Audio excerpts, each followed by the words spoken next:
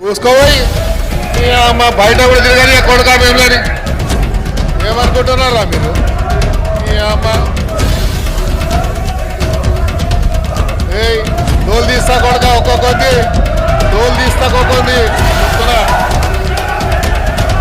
డోలు తీస్తా ఏమరే బయట కూడా తిరగని అని చెప్తున్నా నేను.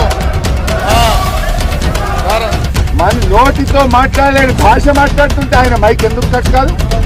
ఇంకా ఇంకా ఎంకరేజ్ చేస్తారా? ఆడవాళ్ళ ఆత్మగౌరవాన్ని, మాతృమూర్తులు తన తల్లుల ఆత్మగౌరవాన్ని దెబ్బతీసే విధంగా ఆయన మాట్లాడుతుంటే మైక్ కట్ కాదా?